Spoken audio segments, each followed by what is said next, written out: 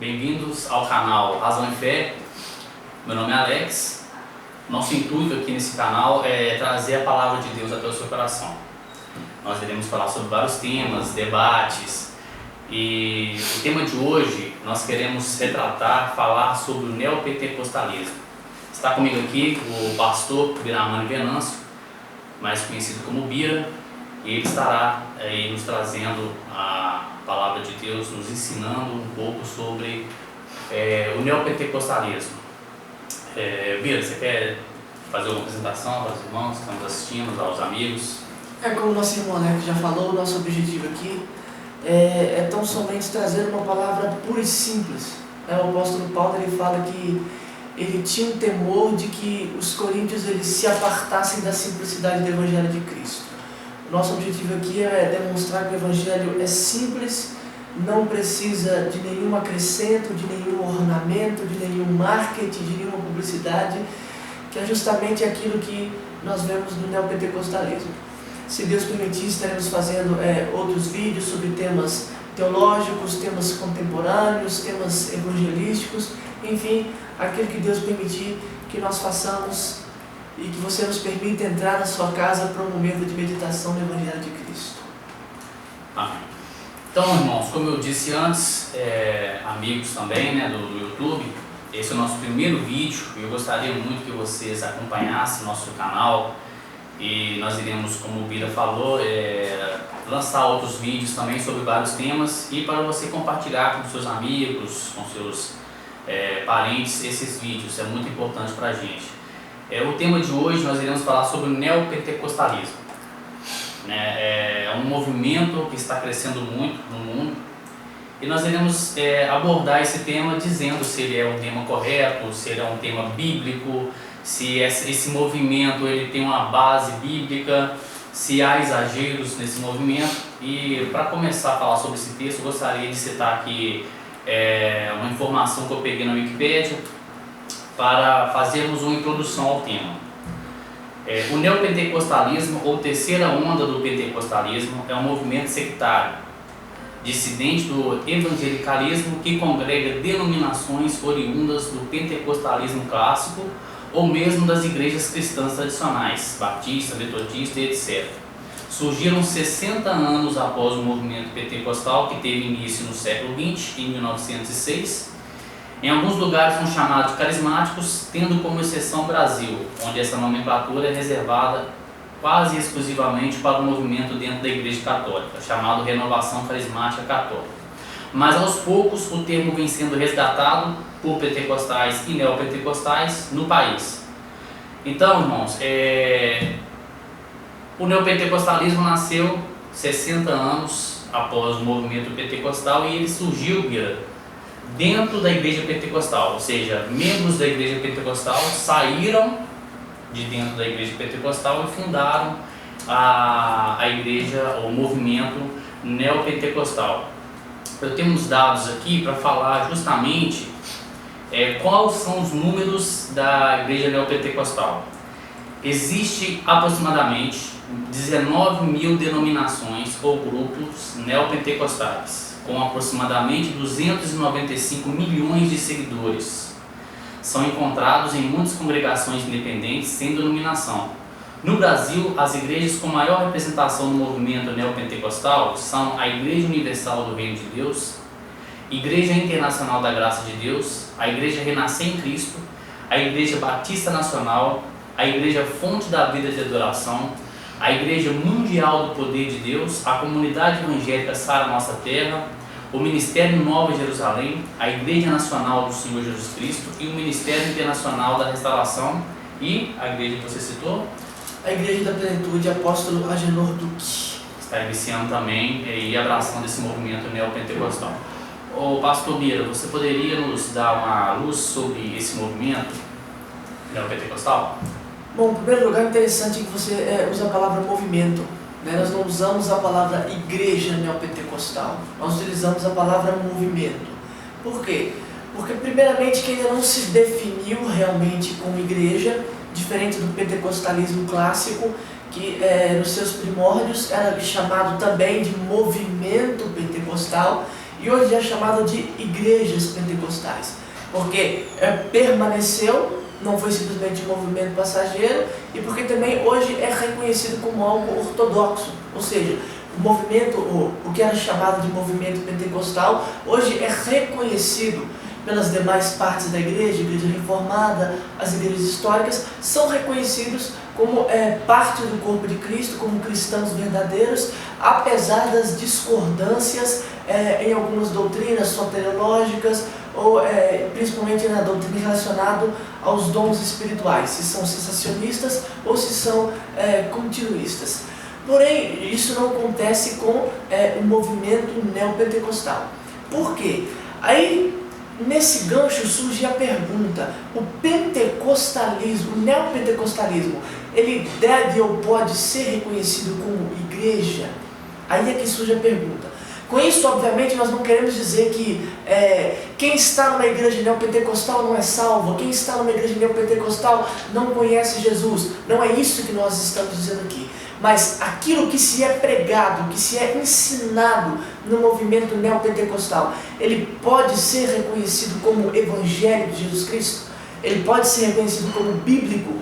Ou ele se encaixa naquilo que Paulo escreve em Gálatas capítulo 1, versículo 8, versículo 9. É um outro evangelho, é um evangelho anátema. Aí é que surge a pergunta. E é isso que nós vamos trabalhar aqui. Amém. Dentro das práticas neopentecostais, existem algumas que são mais faladas, mais comentadas no mundo evangélico, no grupo dos evangélicos. E eu gostaria de iniciar, pastor, com o tema Teologia da Prosperidade. É um tema muito abrangente dentro do movimento neopentecostal e é um tema muito polêmico. Muitas pessoas aderiram a essa prática, essa teologia, esse ensinamento da prosperidade. E então, pastor Bira, o tema Teologia da Prosperidade é um dos temas mais comentados.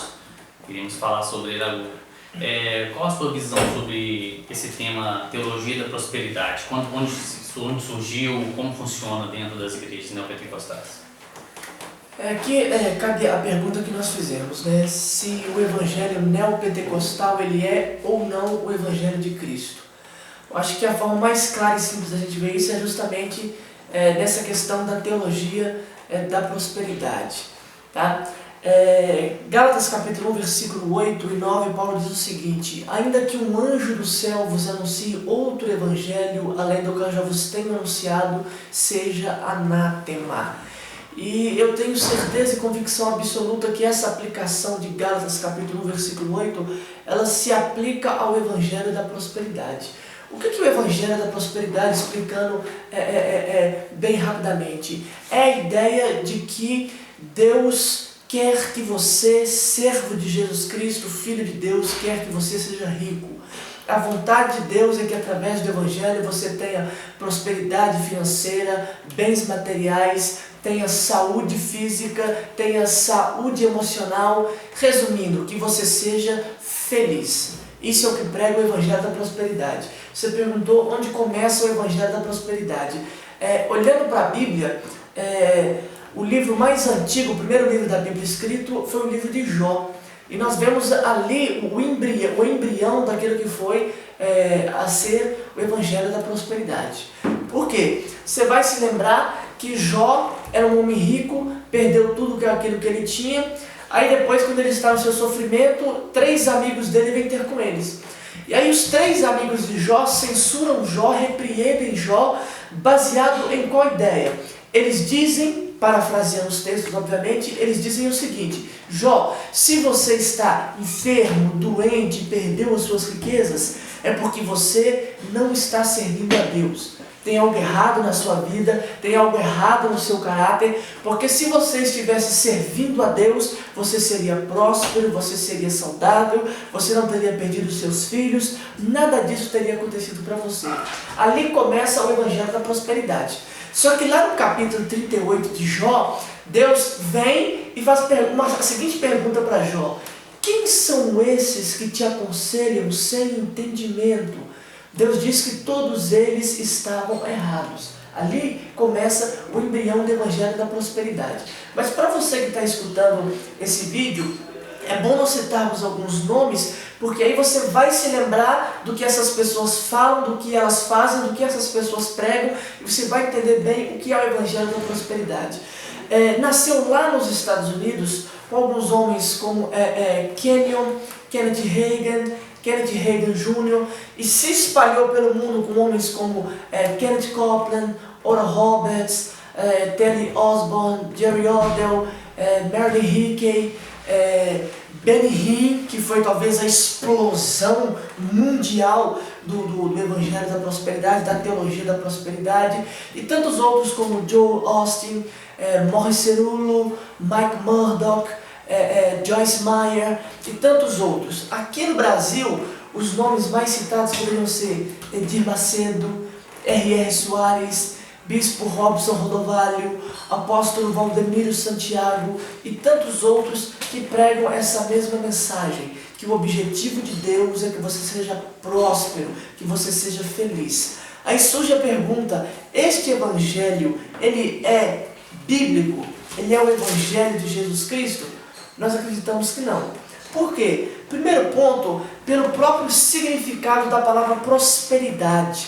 A palavra prosperidade no Novo Testamento, ela aparece somente 3 ou 4 vezes, dependendo de algumas versões em português. E todas as vezes que aparece a palavra prosperidade no Novo Testamento, em nenhum texto ela tem o significado de riqueza, de abundância, em nenhum. Um exemplo, Atos capítulo 19, versículo 25, quando Paulo está pregando na cidade de Éfeso, e ali acontece um tumulto por causa dos ourives que estavam tendo seus negócios afetados por causa da conversão dos efésios. Aí eles dizem o seguinte, olha, porque deste negócio provém a nossa prosperidade. Lá em 1 Coríntios capítulo 16, versículo 2, por exemplo, Paulo falando sobre a oferta, ele diz assim, olha, no primeiro dia da semana, quando eu for ter convosco, cada um separe a sua oferta segundo a sua prosperidade. Por que Paulo diz segundo a sua prosperidade? Em 2 Coríntios capítulo 9, versículo 7, Paulo diz que cada um deve dar aquilo que estiver no seu coração, porque Deus ama aquele que dá com alegria. O que ele está querendo dizer? Que prosperidade é aquilo que você tem. Ou seja, se você tem muito, então você deve dar uma oferta generosa, porque a sua prosperidade, os seus bens materiais devem ser de acordo. Mas se você, se as suas finanças, se o seu salário não é algo alto, então a sua oferta obviamente vai ser menor. Mas tanto a grande oferta como a pequena oferta, Paulo chama de prosperidade. Ou seja, se você tem um carro, fala um carro caro aí, um Pajero, se você tem uma Ferrari, isso é prosperidade. Mas se você anda de bicicleta, isso também é prosperidade. Porque segundo 1 Coríntios 16, versículo 12, prosperidade não é o muito nem o pouco. Prosperidade é aquilo que você tem. E sabe o que é mais interessante? A palavra grega original para prosperidade é a palavra euporia.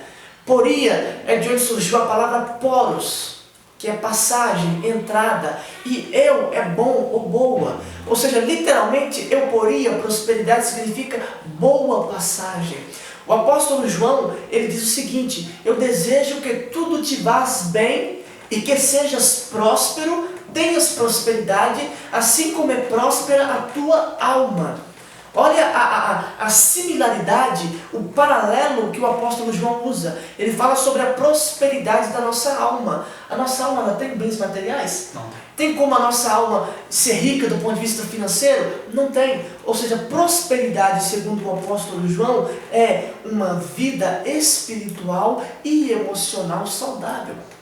Aí quando nós voltamos no Antigo Testamento, e aí nós utilizamos não o grego, mas o hebraico, a expressão é a mesma, a palavra hebraica tissaleia, que significa simplesmente paz, harmonia, fraternidade, algo muito semelhante à palavra shalom. Por exemplo, nós pegamos o Salmo 128, onde há uma promessa de prosperidade. Deus fala que aquele que guarda os seus mandamentos e anda nos seus caminhos será próspero, terá prosperidade. Mas que prosperidade é essa? Aí Salomão, que escreveu o Salmo 128, ele diz assim: comerás do fruto das suas mãos, será feliz, tudo te irá bem.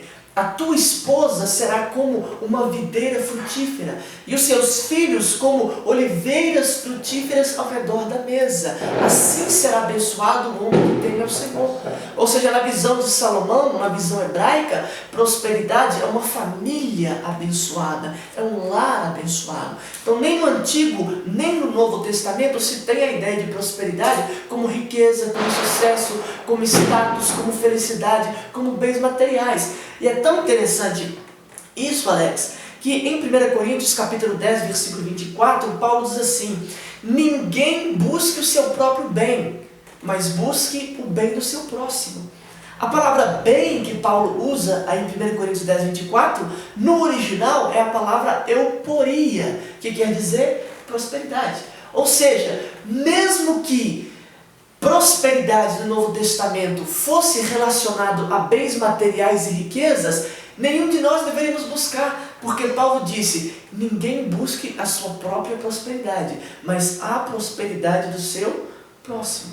Então está ao contrário, as igrejas não estão ao contrário. Totalmente ao contrário. Eles prometem a prosperidade.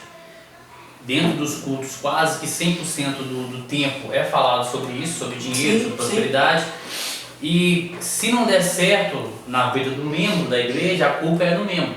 Falta de fé. Por exemplo, se você fez uma campanha da prosperidade e não ficou próspero, ou você está em pecado, ou você não está dizimando, ou você está com falta de fé. Não tem fé suficiente. Então a culpa sempre vai ser ainda da pessoa, do membro dentro da congregação. Exatamente. E para Deus, qual que é a prosperidade que Deus quer que os seus filhos tenham? A prosperidade real, na visão de Deus. Sim. Qual é a verdadeira prosperidade na visão de Deus? Eu acho que é o texto já citado do apóstolo João, né, quando ele diz: assim como é próspera a tua alma. O tempo inteiro nas suas cartas, o apóstolo Paulo, ele fala sobre crescimento. Ou seja, qual a vontade, qual a prosperidade de Deus, o crescimento. Deus, ele está mais interessado na sua santidade do que na sua prosperidade. Ele está mais interessado na sua intimidade, no seu relacionamento com Deus. Teve um pastor conhecido meu que disse o seguinte: nós precisamos mais da prosperidade do Evangelho do que do Evangelho da prosperidade. Tá? Aqui não se trata simplesmente, o nosso canal, o nome dele é Razão e Fé. Então, quer dizer, nós temos que apresentar, porque quando, Alex, quando um pregador neopentecostal escuta alguém dizendo isso, o que ele fala? É porque você não crê. É por isso que você não prospera, porque você não crê. Mas é porque, além da fé, nós temos que usar a razão. Então vamos aplicar a razão. Primeiro, por que o Evangelho da prosperidade, o Evangelho de Edir Macedo, o Evangelho de Benihim, não é o Evangelho de Cristo? Primeiro, porque a palavra, o termo prosperidade no Novo Testamento não tem nada a ver com riqueza, não tem nada a ver com bens materiais.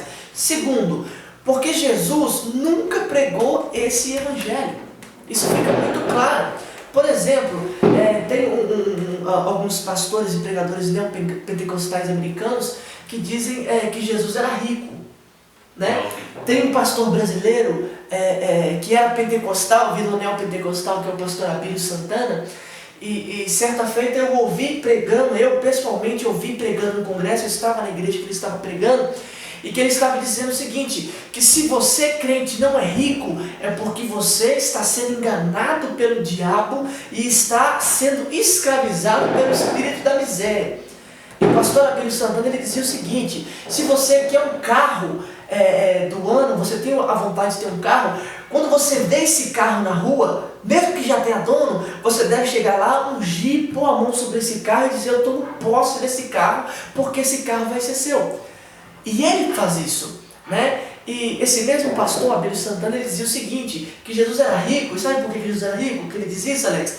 Porque Jesus, ele tinha ele não tinha uma marcenaria. Segundo Abílio Santana, ele tinha uma empresa de móveis.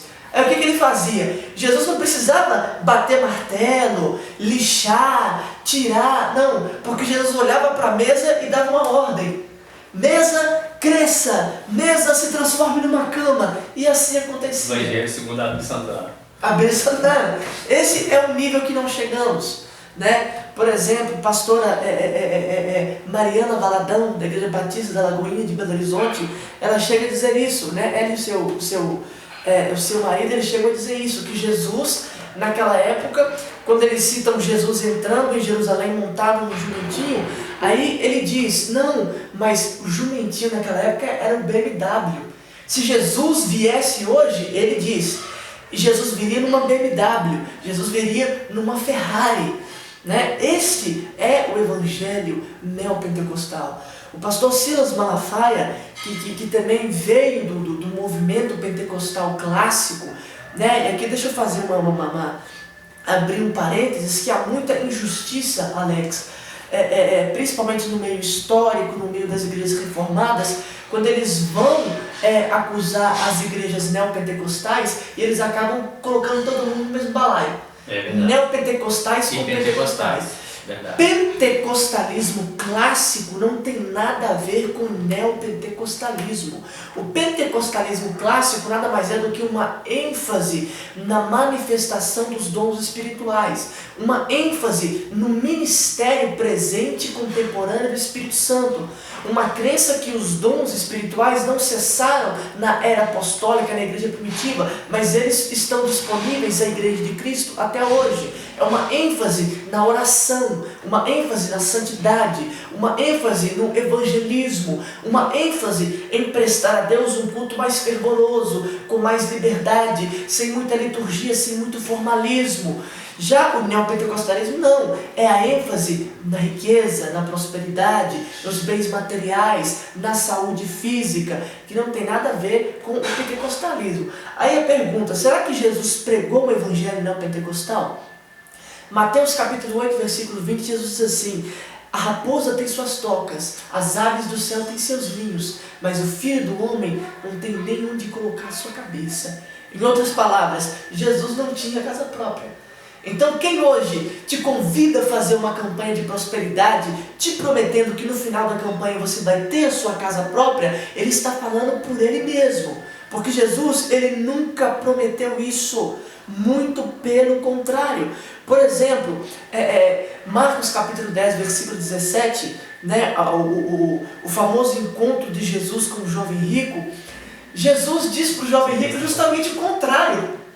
Jesus diz para ele, toma tuas riquezas, dá para os pobres e terá um tesouro no reino dos céus. Hoje nós falamos o contrário.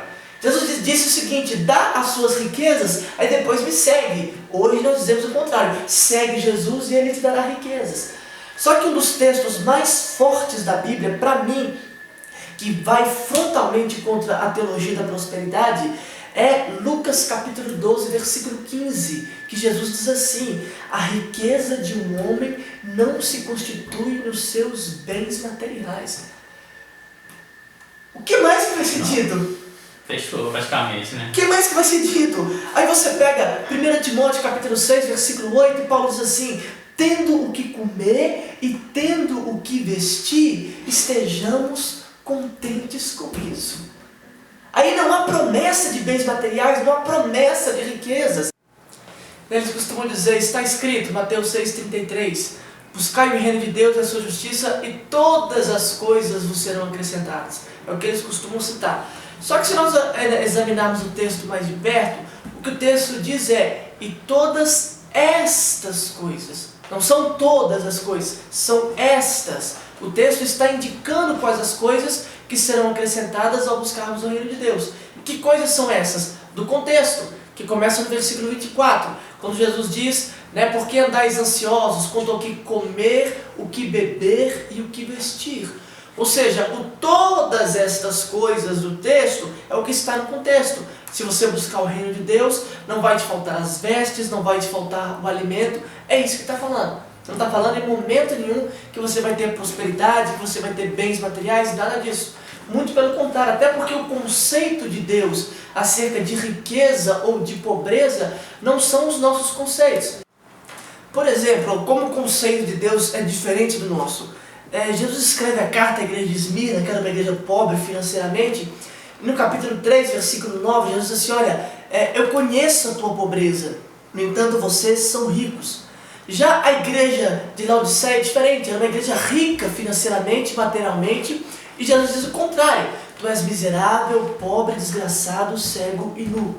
Salomão em Provérbios, ele diz assim, há pessoas que se acham ricas sendo pobres, e há pessoas que se acham pobres sendo ricas. Porque para Deus, o conceito de riqueza, de pobreza, de prosperidade ou de falta é diferente. Tá? E um quarto motivo pelo qual nós entendemos que o Evangelho da prosperidade não é o Evangelho de Cristo, é porque a centralidade do Evangelho de Cristo se baseia numa coisa, na cruz de Jesus Cristo. Paulo em 1 Coríntios capítulo 2, versículo 2, ele diz assim, eu nada propus a pregar entre vós, a não ser Jesus Cristo e este crucificado. Ele diz no capítulo 1, versículo 18, que a palavra da cruz é loucura para os que se perdem, mas para nós que somos salvos é o poder de Deus. A missão de salvação de Jesus, ela se centraliza na cruz. Mas o que isso tem a ver com o Evangelho da prosperidade? Tem a ver com o Evangelho da prosperidade anula, mata justamente aquilo que é a base e fundamento do Evangelho, que é a cruz do Senhor Jesus Cristo.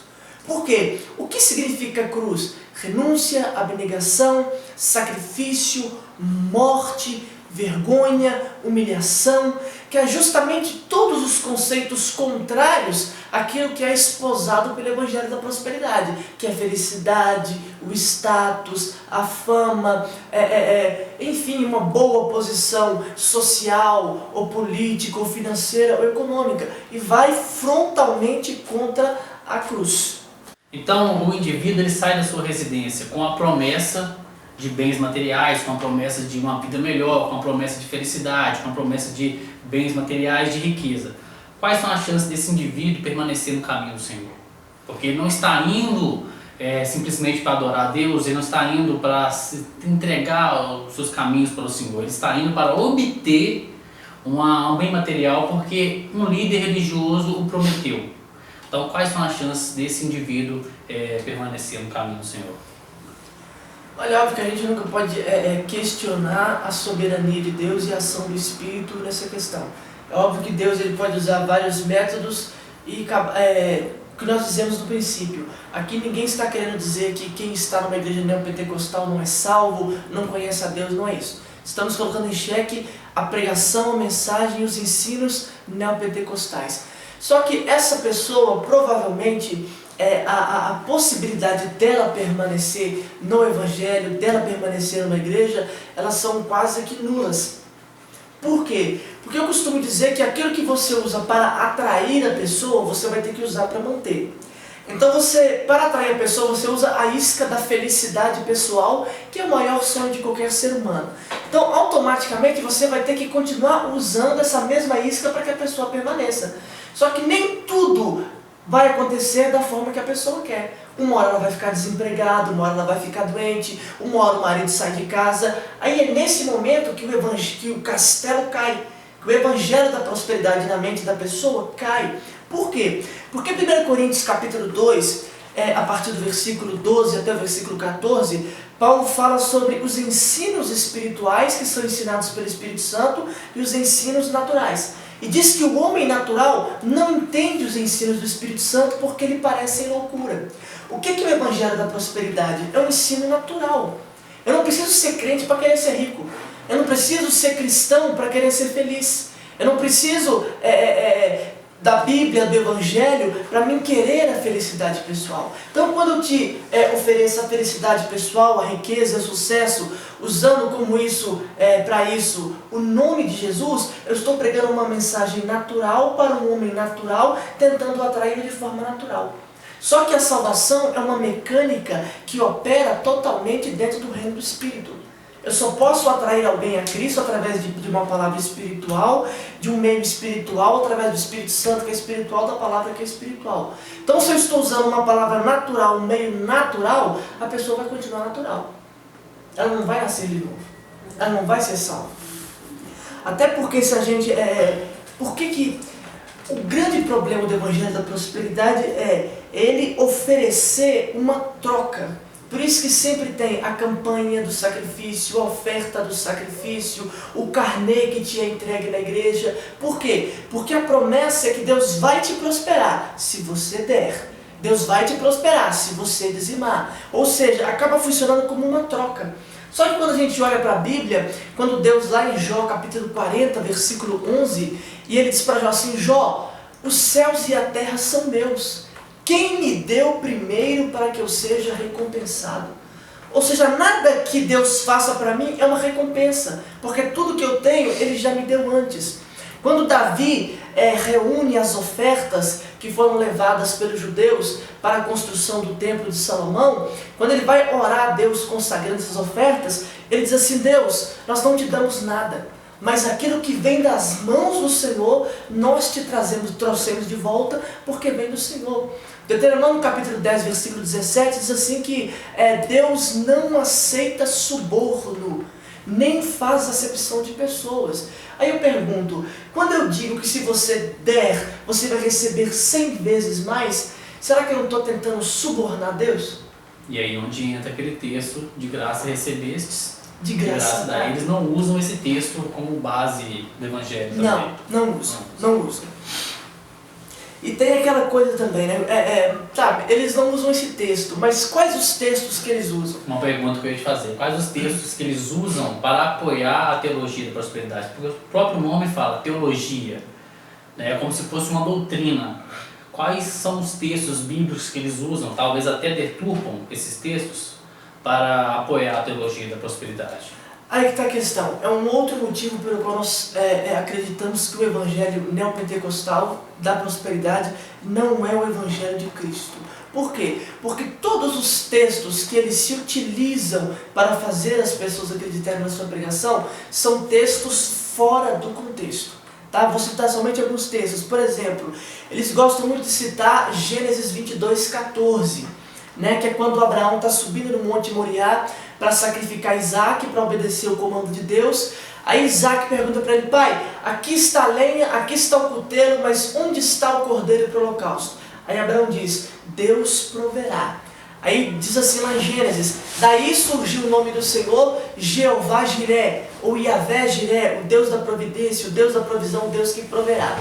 Aí, aqui no nosso estado, em Minas Gerais, existe um pastor chamado Pastor Jerônimo Onofre, da Igreja Quadrangular Templo dos Anjos, no bairro da Barroca, que ele se apossou desse título, né, Jeová Jiré, e ele só chama Deus de Jeová Jiré.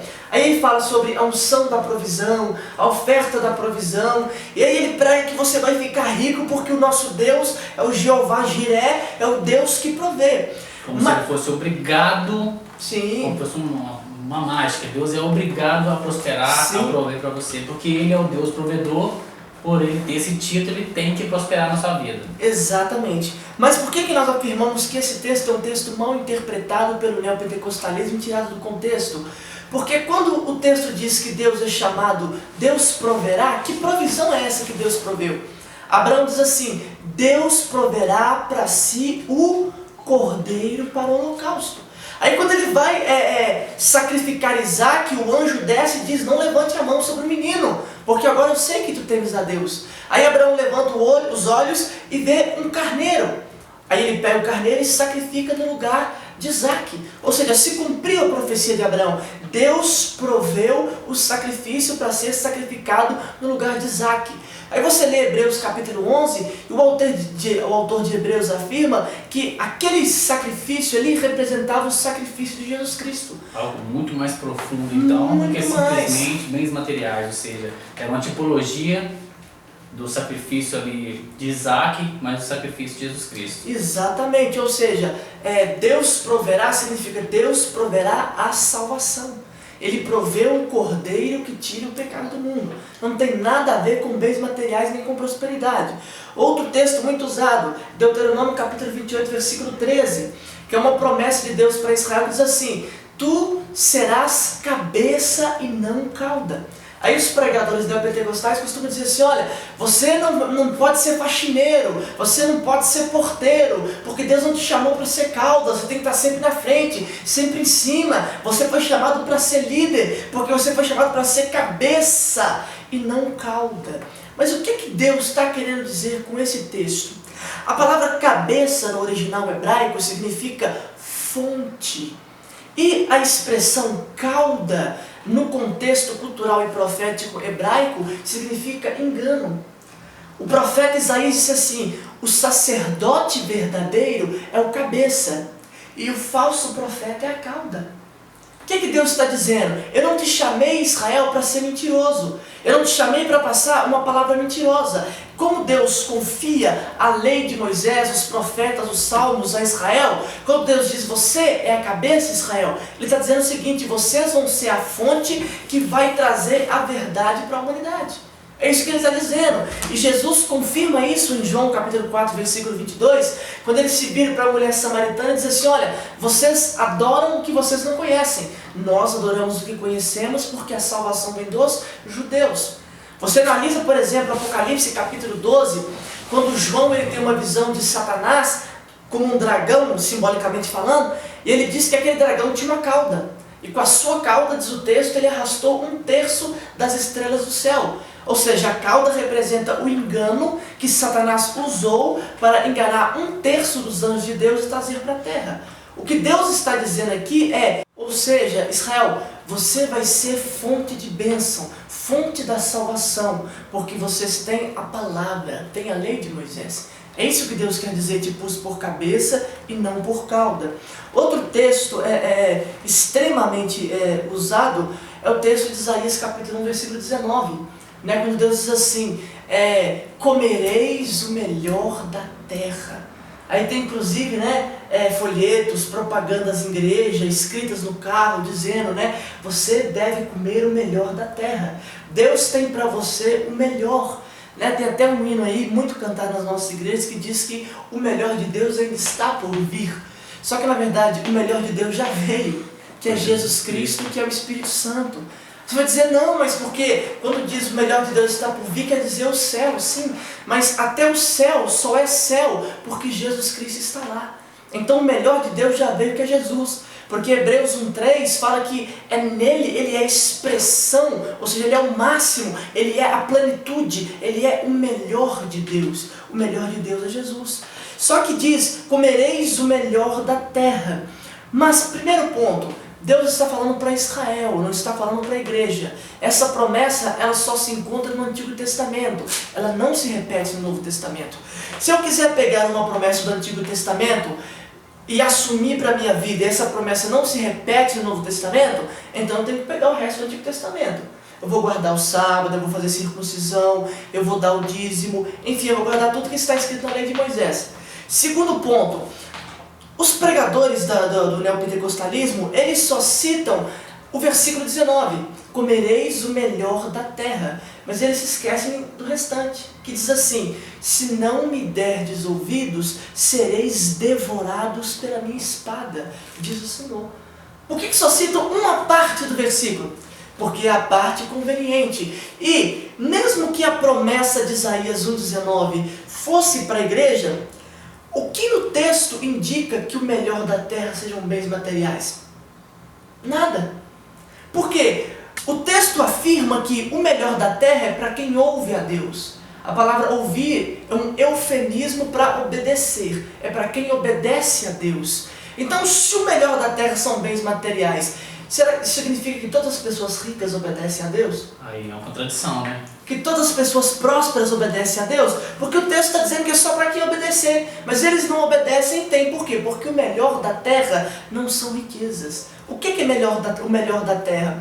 No mesmo livro do profeta Isaías, no capítulo 6, Isaías tem uma visão do trono celestial e ele vê os serafins louvando a Deus. E no versículo 3, os serafins dizem assim, Santo, Santo, Santo, toda a terra está cheia da sua glória. Aí vai lá no capítulo 11, versículo 9, e o profeta diz assim, a terra será cheia da glória do Senhor, como as águas cobrem o mar. O que é o melhor da terra? A glória do Senhor. Sim. É a presença de Deus, que Deus diz lá em Jeremias 23, que a presença dele enche os céus e enche a terra. Isso é o melhor de Deus. Um outro texto muito usado pelo movimento neopentecostal, obviamente, é o texto de Ageu, capítulo 2, versículo 8. né? Que todo mundo conhece essa frase: a glória da segunda casa será melhor do que a glória da primeira. Aí o profeta diz assim: porque minha é a prata e meu é o ouro, diz o Senhor dos Exércitos. Aí o que os pregadores neopentecostais pregam? Que o teu Deus é dono do ouro e da prata. Então, se ele é dono do ouro e da prata, como é que ele não vai te fazer rico? Já viu aquela frase: eu não sou dono do mundo, mas sou filho do dono? Né? É a mesma linha de raciocínio. Se o teu Deus é dono do ouro e da prata, ele pode te fazer ficar rico. Mas de que ouro e de que prata o texto está falando? No contexto histórico de Ageu, que profetizou na mesma época de Zacarias, o povo havia regressado do exílio na Babilônia depois de 70 anos de cativeiro, e eles estavam reconstruindo o templo. Zorobabel, Zacarias, Neemias, Esdras estavam reconstruindo os muros e reconstruindo o templo. Então eles estavam pegando os objetos que pertenciam à casa do Senhor, mas que haviam sido levados para a Babilônia e agora estavam sendo tragos de volta para ser colocados de novo na casa de Deus. Aí você lê lá Êxodo capítulo 25, 26, 27, 28, 29 e 30, onde estão os objetos que Deus mandou que fossem feitos para servir como apetrechos de adoração no tabernáculo. Entre eles haviam vasos de ouro e vasos de prata. São os mesmos vasos de ouro e de prata lá de Daniel capítulo 5. Quando o rei Beltesazar resolve fazer uma orgia, adorar os seus deuses, aí a Bíblia diz que ele pega os vasos de ouro e de prata de Deus e usa para tomar vinho. É onde acontece a famosa passagem que ele vê a mão escrevida na parede, Mene, Mene, Tekel, Parsim. São os mesmos vasos de ouro e de prata. Quando Israel volta novamente para a sua terra, eles levam esses vasos de ouro e prata. Então quando Deus diz: meu é o ouro e minha a prata, Ele está dizendo: aqueles vasos são dele. Aqueles objetos do templo, do tabernáculo, eram dele, foram feitos para ele e só podem ser usados para a glória dele. Não tem nada a ver com dinheiro, com dólar, com riqueza, com ouro, com prata. Então, Bira, analisando também, Cristo, Ele nos fez uma promessa que iria voltar para buscar a sua igreja. Mas ao contrário disso, as igrejas neopentecostais, os líderes, não estão preparando os membros, o povo, para subir. Pelo contrário, eles estão psicologicamente ensinando as pessoas a ficarem na terra. Exato. Porque se eles podem comer o melhor da terra, se eles podem ter uma mansão, um carro do ano, etc. Então eles estão acostumando o povo a ser feliz aqui na terra, sem a necessidade de esperar o Messias, sem a necessidade de aguardar a vinda de Cristo. Porque para que eu quero ir para o paraíso se eu sou super feliz aqui na terra? Ao contrário do que a palavra nos ensina, um texto que eu gostaria até de citar, que está em Mateus capítulo 6, versículo 19, está escrito: não acumuleis para vós outros tesouros na terra, onde a traça e a ferrugem destrói, e onde os ladrões arrombam para roubar. Ou seja, eles estão ensinando os membros das suas igrejas a permanecerem na terra, a acumular tesouros na terra, e que o bem material seria o êxtase, a suprema felicidade deles. Outra pergunta que eu queria te perguntar: esses líderes, eles foram profetizados na Bíblia? Gostaria que você comentasse um pouco qual é a tipologia deles, onde está citado, as questões bíblicas a respeito desses líderes, onde aparece, se são realmente os mercenários que estão profetizados na palavra de Deus. Acho que o texto que responde bem essa pergunta é 1 João capítulo 2, versículo 18, que João diz que o espírito do anticristo já opera no mundo. Tem algo que eu disse que muitas pessoas se escandalizam, mas quando nós lemos Apocalipse, a segunda carta que Paulo escreve à igreja dos Tessalonicenses, a Bíblia deixa claro que o império do anticristo, uma das suas marcas será justamente a prosperidade. Aí, uma coisa que eu digo que escandaliza muita gente é que a pregação do evangelho da prosperidade já é uma preparação para o surgimento do anticristo. Então quer dizer, quando Jesus diz lá no seu sermão escatológico, em Mateus capítulo 24, que surgirão falsos cristos, falsos profetas, Aí o apóstolo Pedro, na sua segunda carta, no capítulo 2, no versículo 1, ele diz que assim como surgiram falsos profetas no meio do povo, também no meio de vós surgirão falsos mestres. Ou seja, é dentro da igreja, não é do lado de fora. E o movimento neopentecostal, ele surgiu justamente dentro da igreja. Dentro do movimento pentecostal, do movimento carismático. Então quer dizer, quando o anticristo surgir trazendo conforto, prosperidade, ninguém vai estranhar. Porque as pessoas já estão acostumadas na igreja a ouvir essa pregação. Que a vontade de Deus é que você seja próspero materialmente. Então quando o anticristo trouxer essa prosperidade, as pessoas vão aceitar de braço aberto. Não vão estranhar. Né? Que é justamente um dos motivos principais pelo qual nós entendemos que o evangelho neopentecostal não é o evangelho de Cristo. Por quê? Porque 1 Coríntios 15, 19, Paulo diz assim: se nós aguardarmos em Cristo somente nessa vida, somos os mais miseráveis de todos os homens. Que é o que você disse. Ou seja, o evangelho da prosperidade, ele tira do crente aquilo que ele tem de mais precioso, que é a esperança de eternidade. Que é a esperança de um dia ir morar no céu com Jesus Cristo. Porque se eu posso ser feliz na terra, eu não preciso mais do céu para ter felicidade.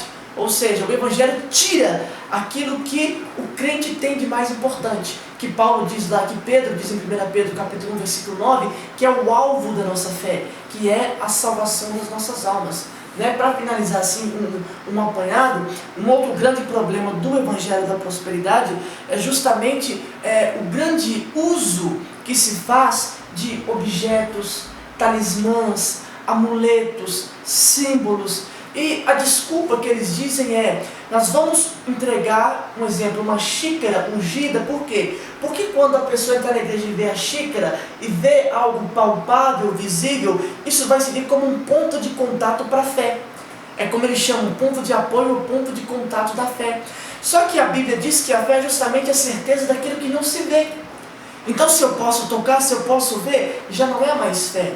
Aí entra a água do Rio Jordão, que muitas vezes não vem do Rio Jordão. Aí vem o sal grosso, aí vem a rosa ungida, aí vem o travesseiro ungido para você sonhar os sonhos de Deus. Vem a caneta ungida para você fazer um concurso e passar no concurso com a graça de Deus. Vem o pacotinho de cimento ungido para você construir sua casa própria. Vem o cajadinho de Moisés para você abrir os mares da vida. Só que tudo isso é idolatria. Porque se você pega um objeto e coloca este objeto como um meio através do qual você vai ser abençoado por Deus, isso aqui se torna um ídolo. Porque se torna um meio da bênção, se torna a fonte do poder de Deus. Isso é ídolo, isso é idolatria. Você não precisa de subir na fogueira santa, porque você já tem o fogo do Espírito Santo no seu coração.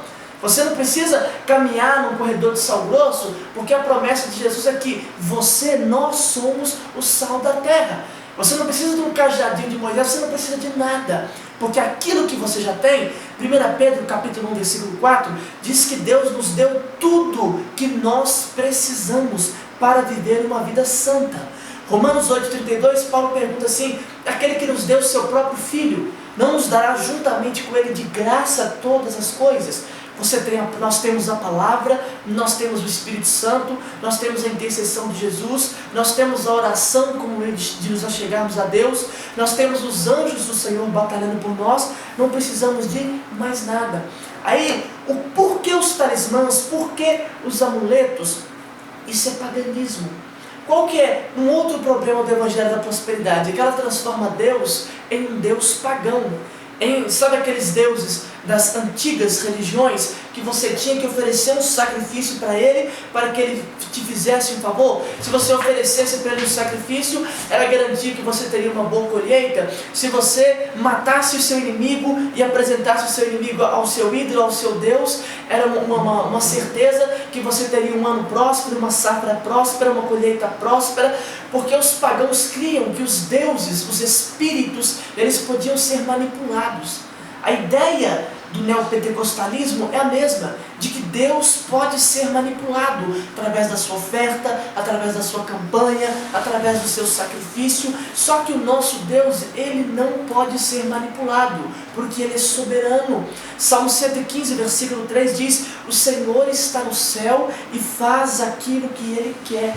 E um último problema, para resumirmos, que eu vejo no Evangelho da Prosperidade, é que ele contradiz toda a história da igreja cristã.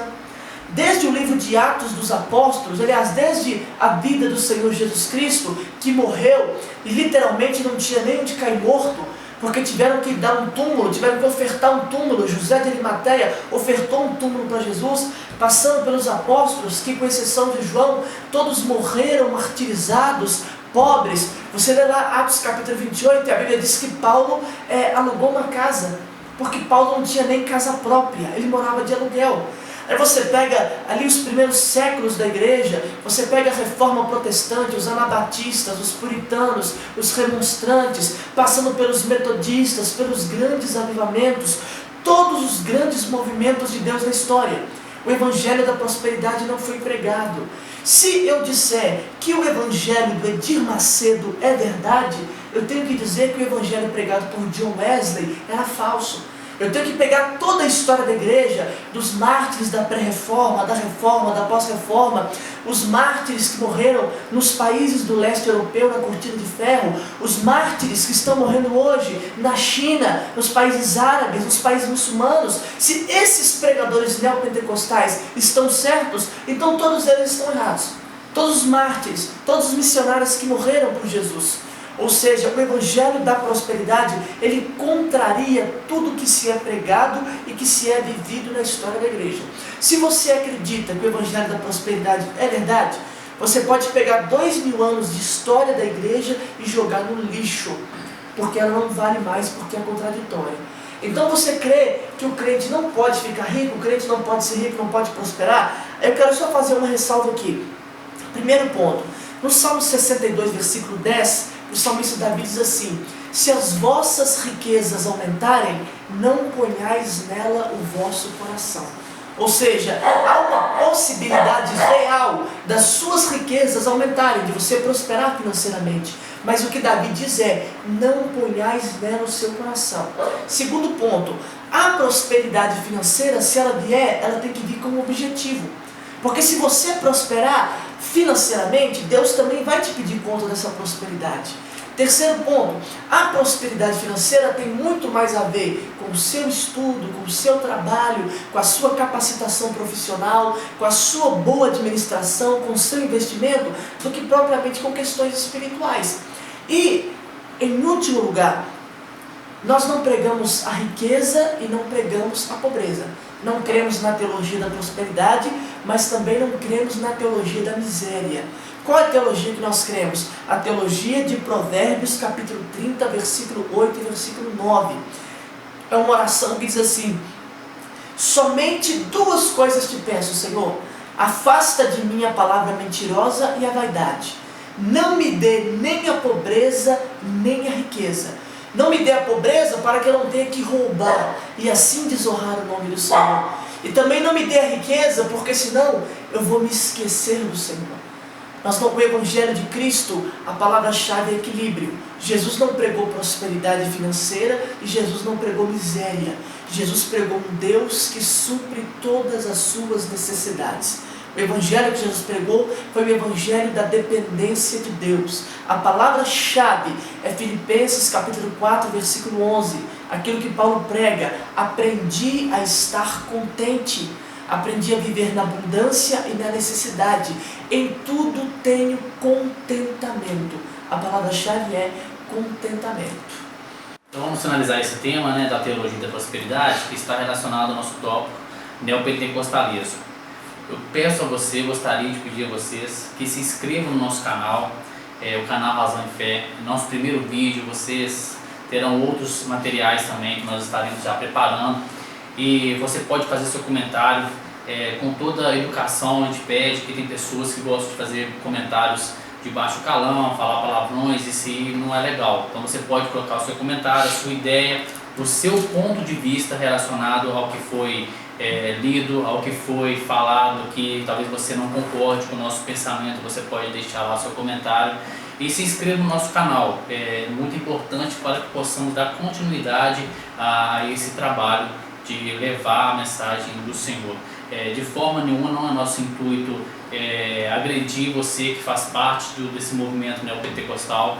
porque de fato existem várias pessoas que fazem parte, pessoas que têm o coração voltado para a palavra, mas que muitas das vezes está enganado, vivendo uma fé mentirosa, né? Nós pedimos a vocês que leiam mais a palavra, entendam mais a palavra de Deus, e depois desse estudo que foi falado, vários textos foram lidos, você possa tirar a sua conclusão, né? Não é nosso intuito aqui de forma nenhuma denegrir sua pessoa, mas sim trazer uma luz através da palavra. Não é meu ponto de vista, não é o ponto de vista do pastor Bira, mas é o ponto de vista da palavra. Gostaríamos que vocês atentassem a essa palavra, ao que foi dito, e após o que foi dito, tirar a sua conclusão. Gostaríamos de agradecer a vocês pelo seu tempo e esperamos que vocês continuem nos assistindo. Obrigado. Amém.